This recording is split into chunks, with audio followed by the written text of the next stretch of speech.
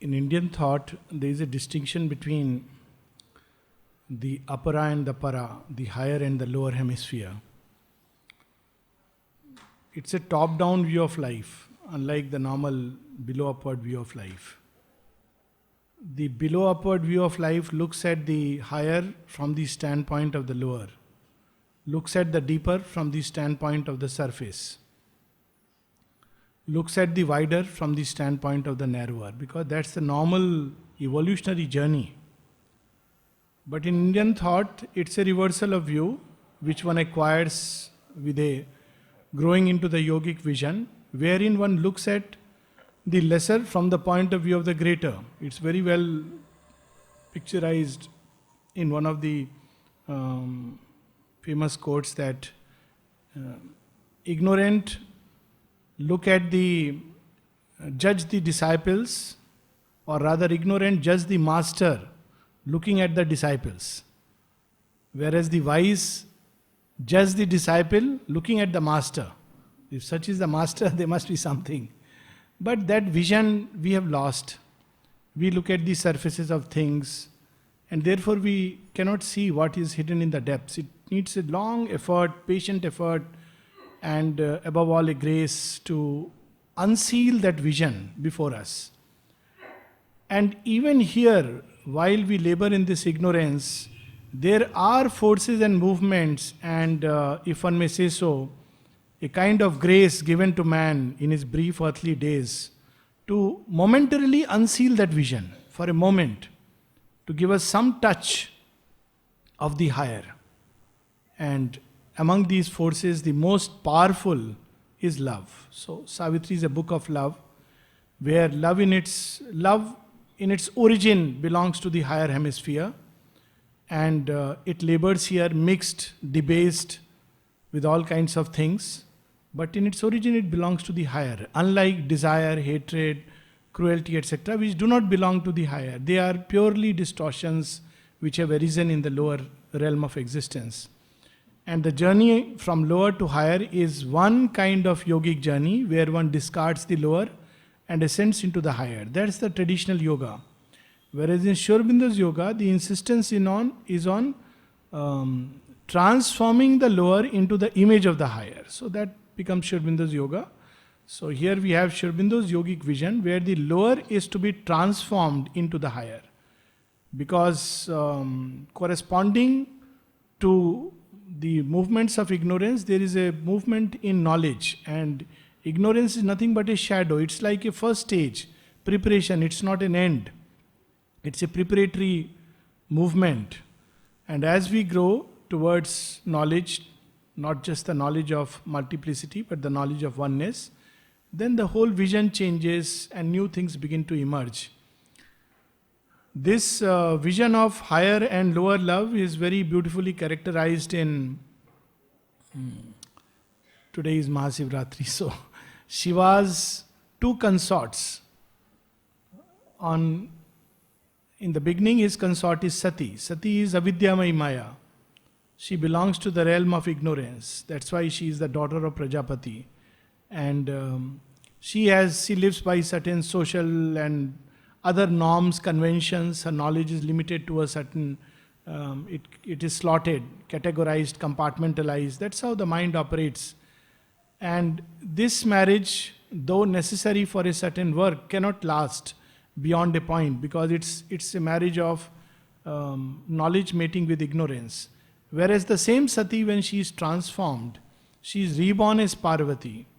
Then it's the true love which has a chance to manifest through these beings.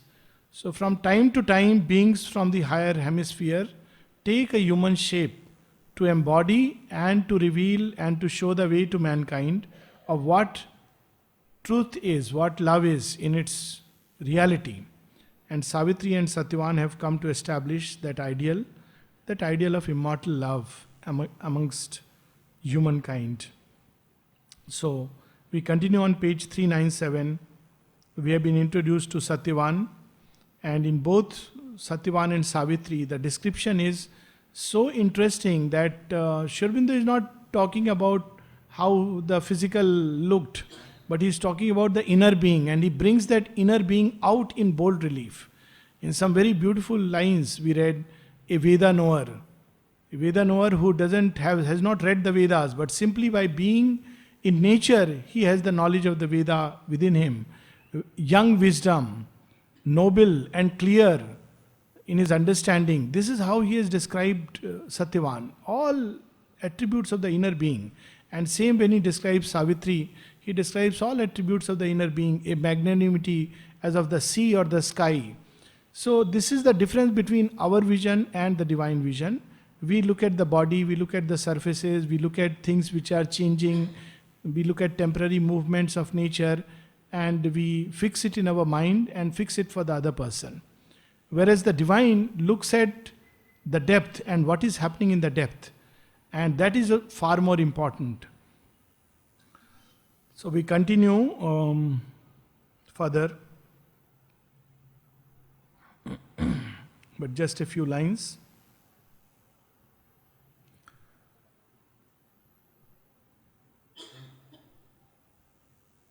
This golden figure given to his grasp, hid in its breast the key of all his aims, a spell to bring the immortal's bliss on earth, to mate with heaven's truth or mortal thought, to lift earth's hearts nearer the eternal sun. This is the power of love, that it has a tendency to uplift us nearer to heaven, nearer to that bliss which recreated the worlds.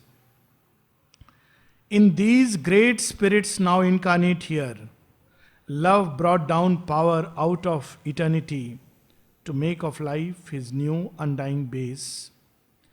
We have been told the whole story of creation, or rather retold in a way, that the most formidable power which has leaned on creation and which labors in creation, the first power and the last is the power of love.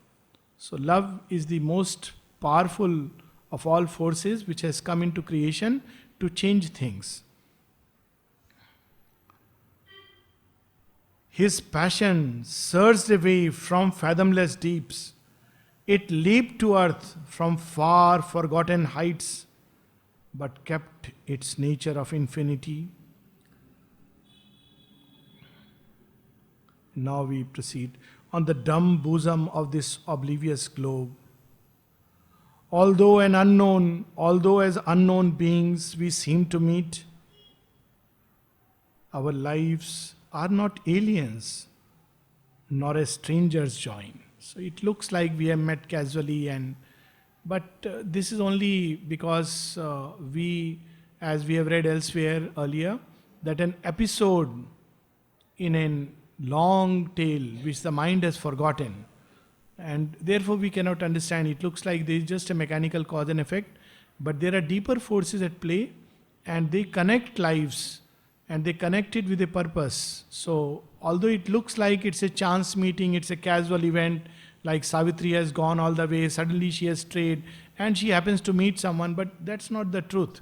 There is a deeper play which is sealed to our eyes. Our lives are not aliens, nor as strangers join. Though of course we live in this sense of aliens and strangers, and it's very much encouraged in today's cult that treat everybody as stranger who is not our own kin. But that is not the truth of things. Moved to each other by a causeless force, this soul can recognize its answering soul across dividing time and on life's roads. Absorbed, rapt traveler, turning it recovers familiar splendors in an unknown face. And touched by the warning finger of swift love, it thrills again to an immortal joy, wearing a mortal body for delight. How beautifully Sri Aurobindo's vision is comprehensive. It's an integral vision. So it looks like we meet as strangers, but we are drawn by a deeper truth which dwells in the compelling stuff of things.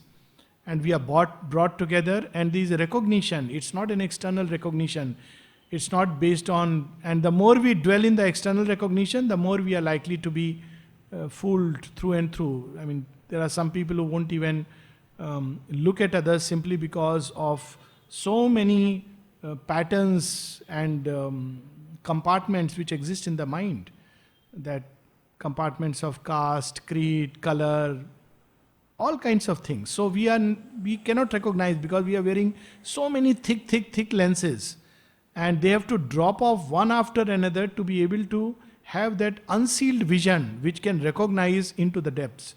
So long as we are enamored by the surface, we cannot see what is happening in the depths.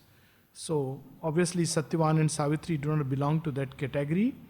They are beings who have come down from a higher sphere. There is a power within that knows beyond our knowings. We are greater than our thoughts. So we believe that the only way to know is by analysis, by observing data outwardly, then by analysis, then by comparing it, shifting the data, comparing with the past, and we project into the future. This is one mode of knowing which human beings use characteristically. There is another kind of knowing which animals use. They don't analyze, they don't shift data. It's a direct knowing, but it's an instinct. It's inbuilt. They are programmed for it. And there is yet another kind of knowing which goes beyond the human. It's a knowing of a direct cognition. Aurobindo speaks about it at great length in the Life Divine, that the highest knowledge is a knowledge by identity. It cuts through all the layers of observable data, physical and otherwise, through which we arrive at some kind of a knowledge. Sometimes people spend years and decades just in trying to understand another person because they are all the time trying to, sort out things in the mind, in the head. And it keeps giving all kinds of contradictory information which we cannot really synthesize. So we tend to judge people based on either something predominant or something which we want to believe, and we put a slot over human beings, and that's the most dangerous thing to do because it finishes the capacity of love, the power to change. There was a nice little story that I read, how we put people in slots without even understanding what we are talking about. So a master was once going with some of his disciples crossing the river, which was in spate. So a young man offered to help. He said, okay, I'll take the master on the shoulders. So he did that, and they crossed at a point where the river was little less, and the young man said after leaving the master that, strangely I used to have a lot of headache in my head, but while I carried you on my shoulders, the headache disappeared. But after I have kept you, it has come back again. Master didn't say anything, he just kept quiet. So some of the disciples also heard it. So one of the disciples asked him, what is the secret? Why this happened? He said, no, it is nothing. He has committed a lot of sins in his life, a lot of things which he shouldn't have done. So when he did this act, for a moment it was lifted away. But naturally when he kept me back, it all came back. The master said and forgot about it. It was a normal thing. And then of course everything was fine. 10 years down the line, after many wanderings, he once again comes to the same village, the master. And the name of this man was Manohar. So when he comes, he is curious, he wants to meet this man. So he asks some of the villagers, do you know where Manohar lives? So the villagers asked, which Manohar? Manohar the money lender, Manohar the musician, or Manohar the sinner? So the master said, Manohar the sinner. So he goes and he meets Manohar, and Manohar comes out. He has got a little shop, and Manohar greets him. He is very happy to see this man come back. And the first question master asked him, so your headache has disappeared, no? He said, yes, master. It has slowly it became less and less and faded away. The master said, very good. So the disciple asked again, what is the secret? Because Manohar then thanked him that, it is because of your grace. He said, no, not because of me. It is because of my disciple that your headache has disappeared. So now disciple is very thrilled. He thought he has done some miracle which even the master couldn't do. So in quietude he asked the master, that what did I do? I didn't know I have such a power to take away his headache. Please tell me what power worked and took away his headache. He said, no, it's not a power, but something you did which helped to his headache to disappear. So the disciple was curious. He said, what did I do, sir? Please tell me, enlighten me. He said, no, you see, it was my fault to have mentioned before you that he had done sins. That's why he had a headache and momentarily it was gone. So you have told this to 1 and 2 and then it has spread the whole village. Now started telling him that he is Manohar the sinner. Now in the bargain, because they were pointing at him, there is an occult transaction and they started taking little of that burden. So that whole thing is now distributed in everyone and he is free of it. So you are the one to be congratulated. We have this tendency to put people in slot. That's why in that village they were calling him Manohar the sinner. And it didn't matter. But love, see, our egoistic interaction is where we believe people cannot change. And we fix once for all. Whereas love is the power that compels to change. Not by saying something, not by doing something, but simply by being. That is its power. It automatically changes. People begin to feel the need for change. They begin to change even without realizing. So this is the power, and this power makes us conscious because love leads to knowledge by identity. When we love something, we know simply because we identify with it. Even for the divine, that's why the path of love is considered to be the straightest and the swiftest path. And I compare it in this way that if one wants to know the divine, there are 3 ways traditionally known: the path of jnana, the path of service, and the path of love. So if we follow the path of jnana, then we enter into his mansion and he says, okay, come into my study room, and we have a dialogue, debate, and we pour out our knowledge of all the books and philosophy, and he also pours out his wisdom, which is timeless and eternal. And after a while we are satisfied, our curiosity is satisfied, we come back. So it leads us to certain amount of knowledge or certain amount of awareness of the truth. Then if we want to serve him, then he says, study room is not enough, come into my kitchen, come here, there, because we have to serve him. So we get to know a lot more about the divine because we want to serve him. But at night when the master rests, then what does his servant do? He just sits at the door, or probably he also sleeps off. Then if we follow the path of love, then he takes us one step further. He takes us into his nuptial chambers and we sleep with him. And it discloses all his dream prints, all that is not yet manifested, the future that is not yet born. He reveals all these things.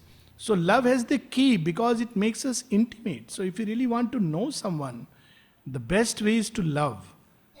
And just the opposite also applies, that the less we love, the less we really know, because we are drowned by all our ideas and concepts about that other person. So here there is a power which has brought them together, and it is the power of love. And sometimes earth unveils that vision here, this power which can know without thoughts. Sometimes in some human beings, earth suddenly unveils that great vision. And then we have this master lines, the next few lines, couple of passages, reveal the whole secret of love at all levels. To live, to love are signs of infinite things. So yoga is not for those who are wearied from life, for escapists who feel, oh, life is a burden. The right place for that is the cemetery, because there one gets rest, hopefully for a while. But yoga is for those who have a joy of life. We read yesterday, Aurobindo used to say, Zudi vivre. If there is no joy of life, no zest for living, then it's not yoga, but roga, a kind of roga. So, bhoga and roga. But yoga is something else. It's neither bhoga nor roga, but something else. It's the zest for life. And then one realizes that whatever I have lived, whatever I have known, is nothing compared to what I yet may live and yet may know. So it's a conquest, and it's a quest towards something still greater and higher, something still not done. So to live, to love are sign of infinite things. Look at the expression.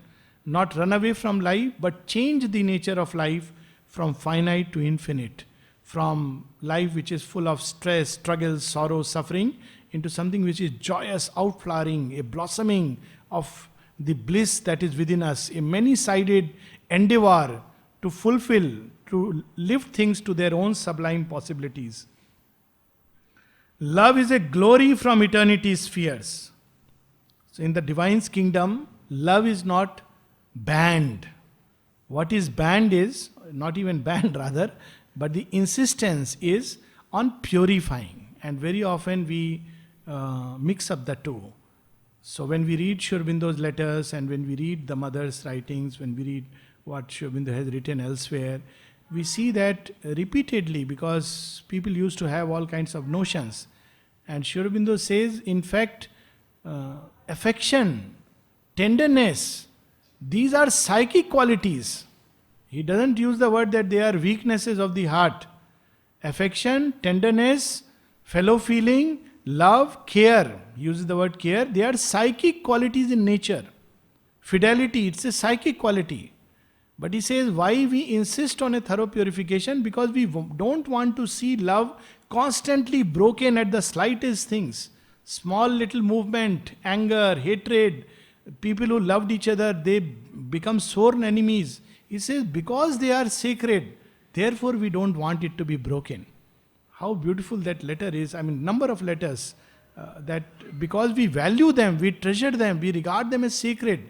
We don't want them to be broken by the ego and the desires which come in and completely spoil it. Therefore we insist on thoroughness and the purification of the lower, which is like a mixture around the pure grain of gold. Love is a glory from eternity's spheres. Abased, disfigured, mocked by baser mites that steal his name and shape and ecstasy. So of course we know what mocks and debases and disfigures, what normally we are used to call as loves. This is the problem with human language, that for everything we have a term and for every term we have a certain meaning. So when we use the word knowledge, we automatically mean knowledge which is gathered by analytical processes. So we have no room left for another kind of knowledge which may be there, like an intuitive knowledge. Similarly, when we use the word joy or bliss, we immediately mean the kind of joy that we experience in our day-to-day life. So I had a person who told me once, it's, to each one's his own. This is of course the modern cliche. And he said, just as you get a joy in the divine, I get a joy in drinking wine. So it's the same thing. I said, yeah. But there is one little difference. So he said, what is the difference? I said, I have tasted wine as well as the divine. You have tasted only wine, so you are not yet qualified to know what the divine joy is. You have to taste both. And then you can say that yes, they are the same. Because we don't know. For us, joy, the experience of bliss is just the same. But it's not same. It's so different. The mother once said that divine love, if it manifests, many people cannot even understand that it is love. Because it's so vast, so powerful, so intense. And yet it carries within its core something like an impersonal universality. So it's very difficult for human beings to even imagine that such a love would exist.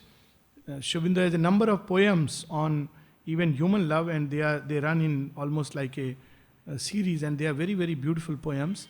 In one poem he says, it's easy to love in return for love, but that is a shopman's heart.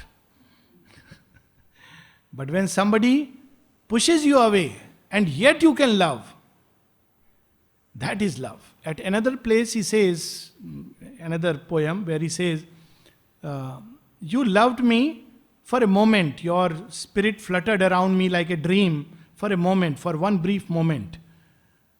And I gave my heart to you. And at the end he says, well, your love had only that much capacity to love me for a moment. But I cannot stop loving. I have to love you for a whole life because that's my capacity. And how beautifully he at one place says, writes in one of his letters, where I have loved once, I cease not from loving. Sri Aurobindo, who writes on Par Brahman, who has experienced the highest states of yoga, look at how beautifully the human and the divine love come together in his own life. How much he hardly had what can be called as a conjugal life. In fact, he remained a celibate. There is one of the beautiful letters which has come out, where someone asked Aurobindo that, is it possible to remain celibate in a married life? He said, yes, of course it is possible. It has been done. And he talks about his own life. This is much before he came to Pondicherry. So how it's possible, and yet there is love. What kind of love? Normally one would think that, in such a situation there can be no love. But look at Aurobindo, who has hardly stayed with Mrinalini Devi. There is normally a belief that when people are away, love fades away. Out of sight, out of mind. This is the crude version of human love. But what is divine love? Mostly they have stayed away. They have hardly stayed together. And when Mrinalini Devi dies, and father-in-law writes a letter, because Aurobindo is also a son-in-law.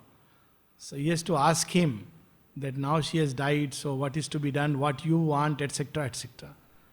So Nalnida writes very beautifully that he saw a teardrop in the eye of the divine. And then he says it's the perfect identification with the human. Just a little glistening of a teardrop. This is 1918. This is not early.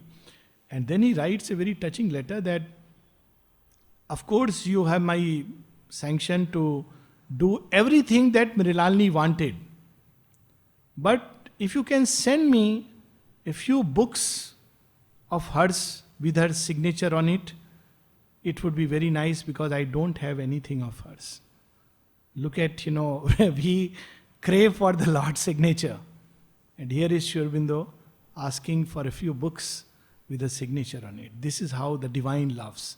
It's not something which is necessarily visible on the surface. Amrita, when he saw this love in Aurobindo, at one point he said, I never knew that you have such a vast love in your heart. Because we have that image, it's all our image, coming from asceticism. In one of the letters on human affection, Aurobindo says, our goal is not nirvana. Our goal is to change things into their higher equivalent. So here he says, though they are disfigured, that steal his name and shape and ecstasy, lust, possessiveness, greed, all these are the one which disfigure love.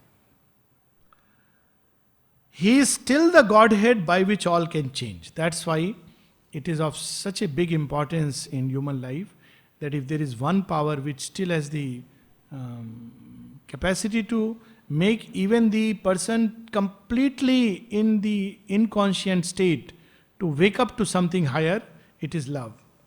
A mystery wakes in our inconscient stuff. Even a cruel person like Hitler, who is responsible for so many massacres, he loved one Emily, what was her name, I am forgetting, I think it was Emily, and how he loved her, and her love had such a great impact on him.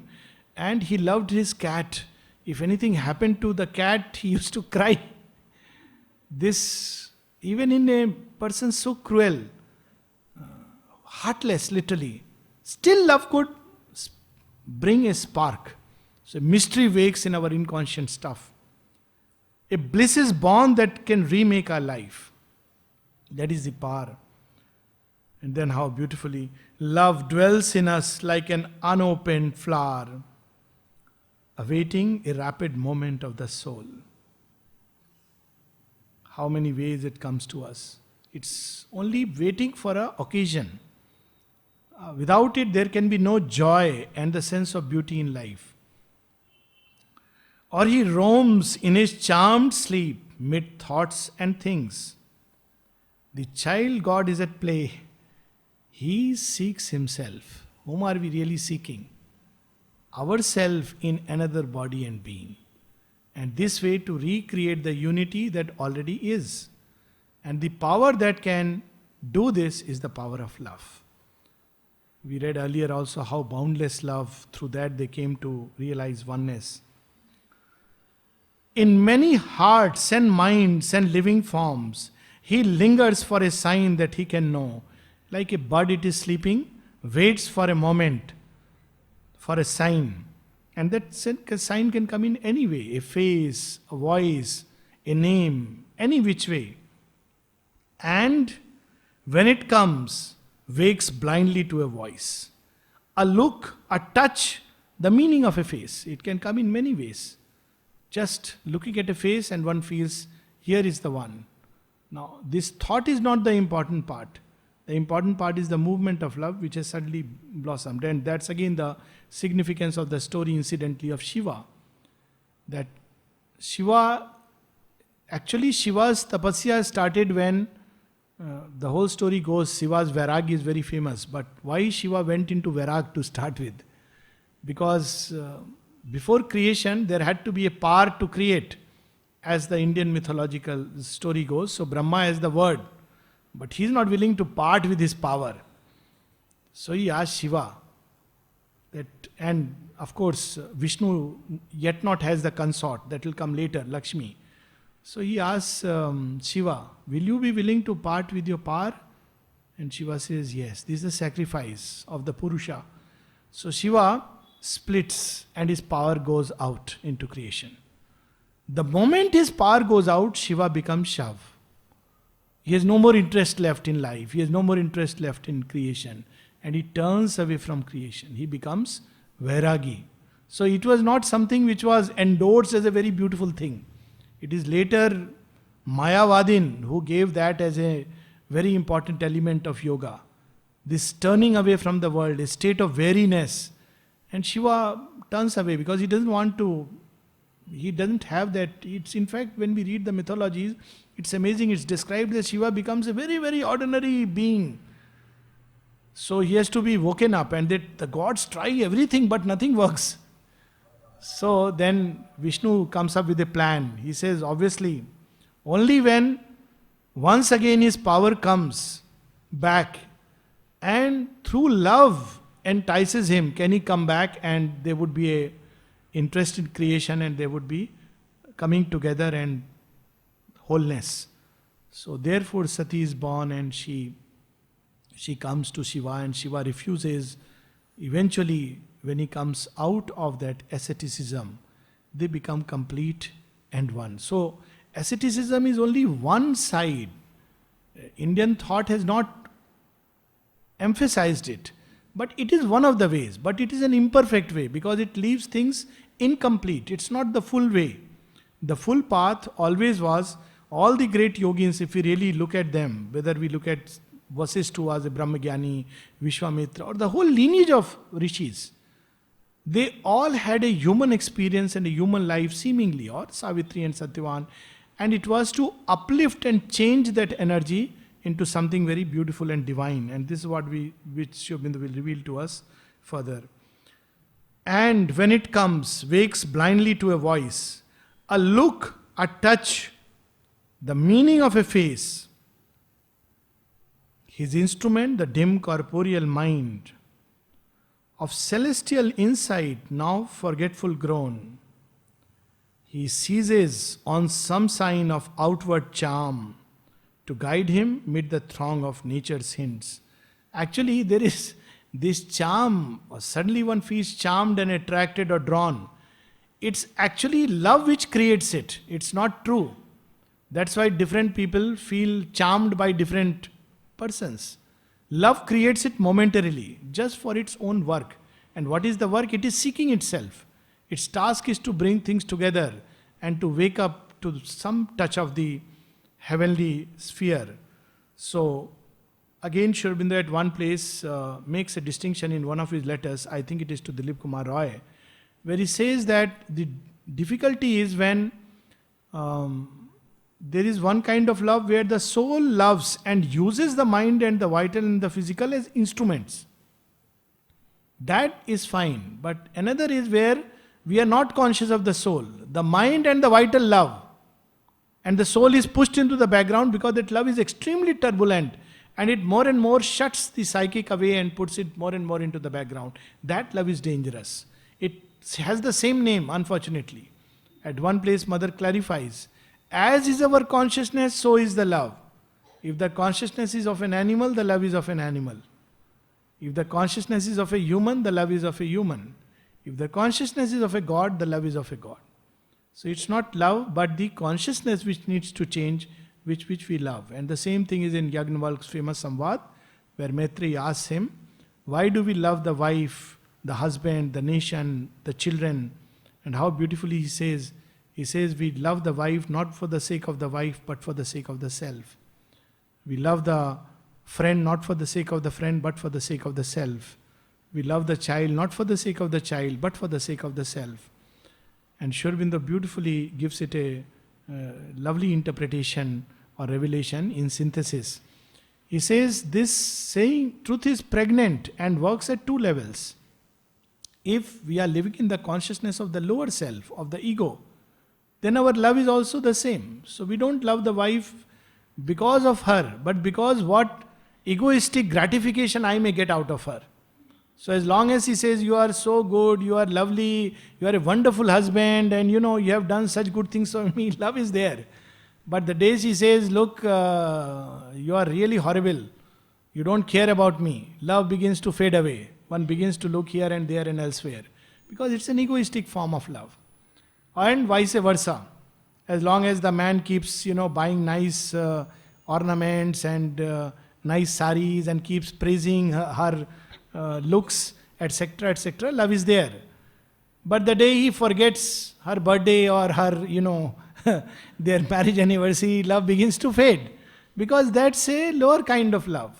And obviously that love brings only sorrow and suffering.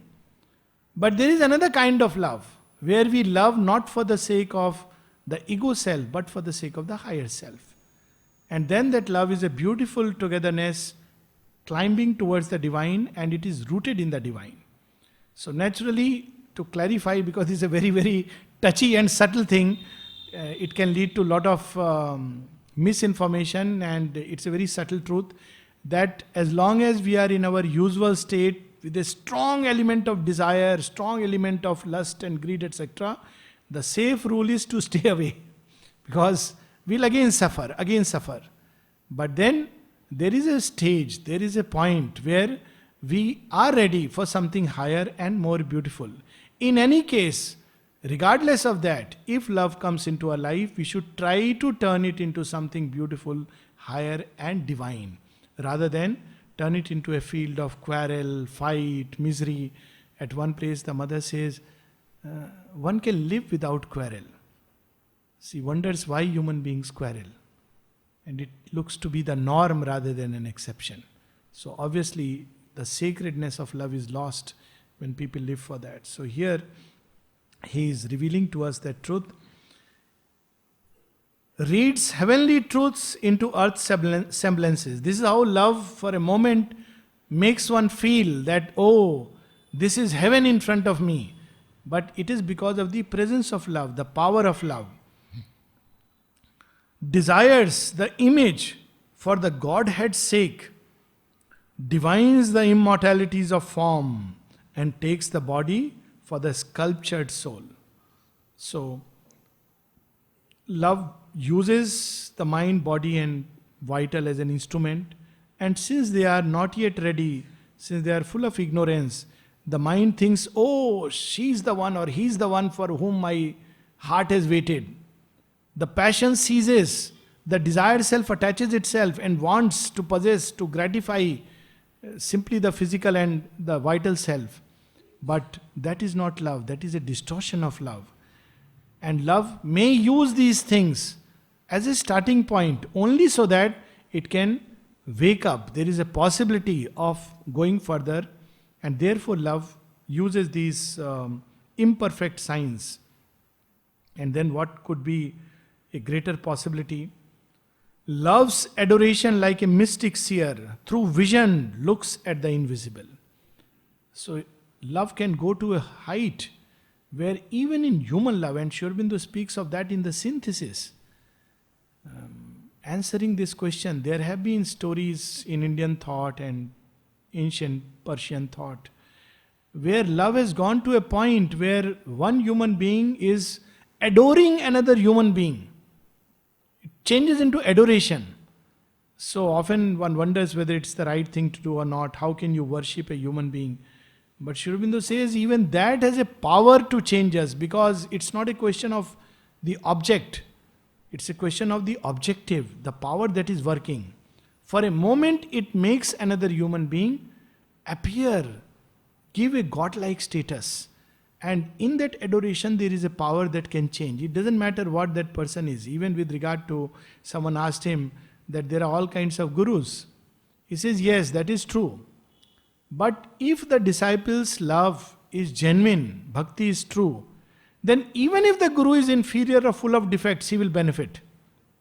Because it's the bhakti of the disciple which becomes like a catalyst to reveal the divine through that persona, who may be far, far inferior, full of defects, and that would explain many things which become inexplicable. That how people going to a certain person had such nice experiences, whereas the person turned out to be a crook.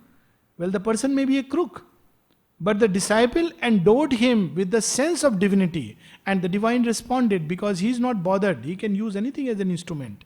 So here we have these subtle truths being revealed to us in these wonderful lines. Love's adoration, like a mystic seer, through vision looks at the invisible. The divine is in everyone.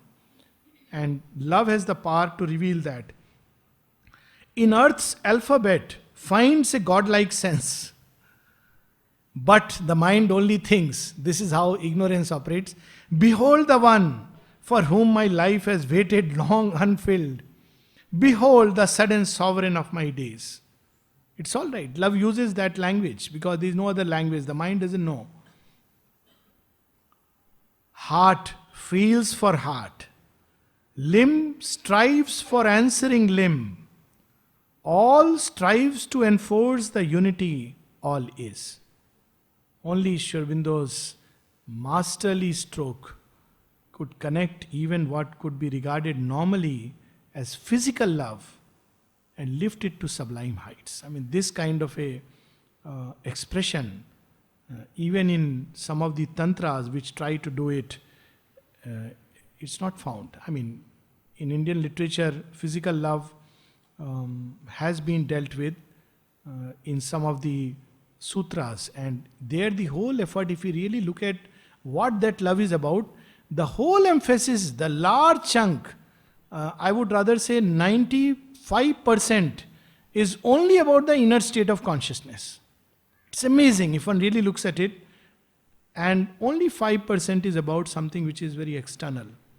And here Sri Aurobindo is revealing why this happens, because love wants to recreate a unity which already exists in the background, but it tries to do it through imperfect means. Sri Aurobindo is not recommending it. Sri Aurobindo is revealing this, that in human life, why this happens when there is love, because love by its nature wants to unite, and it has to use imperfect signs.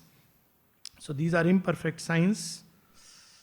He will reveal it further in the next canto.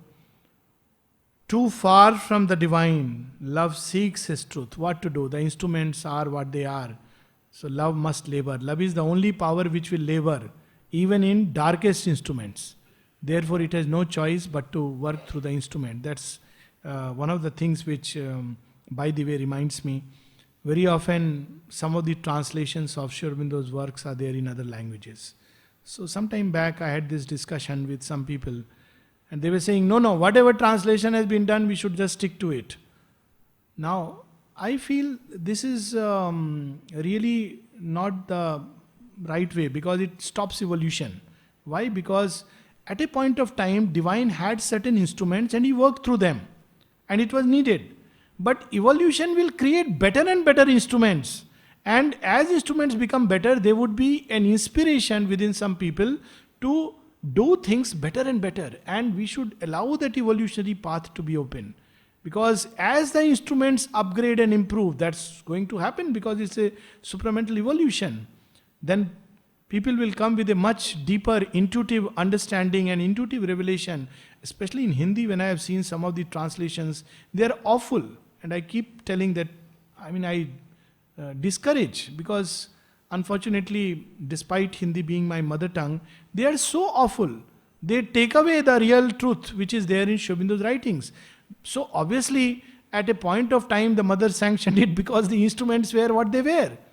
She had to yet get it done. But as the instruments improve, as evolution proceeds, things will come out which are better and better. So with these few lines, we can stop. Too far from the divine, love seeks his truth. The instruments are what they are. As the instruments improve, love will improve in human beings. And life is blind, and the instruments deceive. And powers are there that labor to debase. Still can the vision come, the joy arrive. Look at the hope. Even if the instruments are horrible, powers are there that will deceive and debase, still love can override all these, even if for a moment, and bring a soul contact. And then these 4 lines with which we will stop and take a break. Rare is the cup fit for love's nectar wine. As rare the vessel that can hold God's birth. I think it's the greatest tribute. Mother said only the very strong and very pure can hold this power. And mother was asked, what does purity mean? Because purity means for us morality. And she clarifies, purity is not morality. It is to be under the divine influence alone. That is purity. So only the very strong and very pure. And here we have these lines.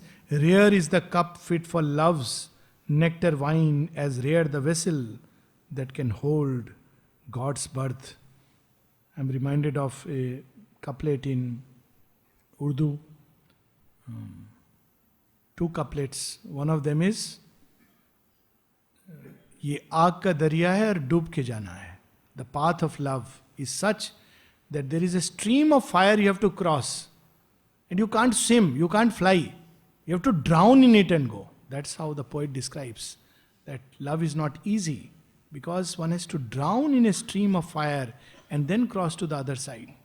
And another poet, Amir Khusro, he brings it even more beautifully and interestingly. He says the game of love is very interesting. If you win it, you have lost it. And if you lose it, you have won it.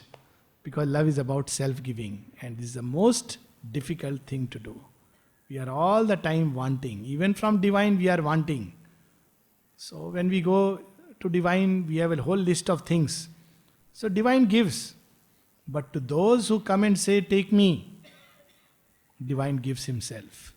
So the highest expression of love, to be able to give, that's why it is so difficult. It takes 1,000 years preparation to be able to stand before the divine and want nothing, but say, I am what I am, a creature of all kinds of habits, a bundle of difficulties, whatever, good and bad.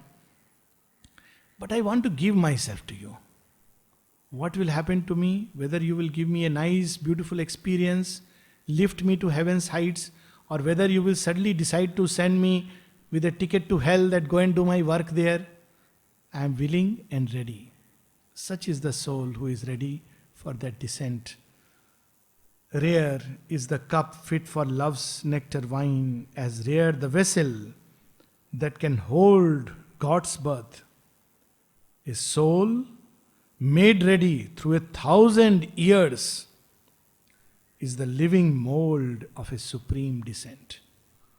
1,000 years of preparation to be able to bear the ecstasy, the burden, the fire, the sweetness, the sacrifice and the delight of love. So we'll get back after 10 minutes and continue.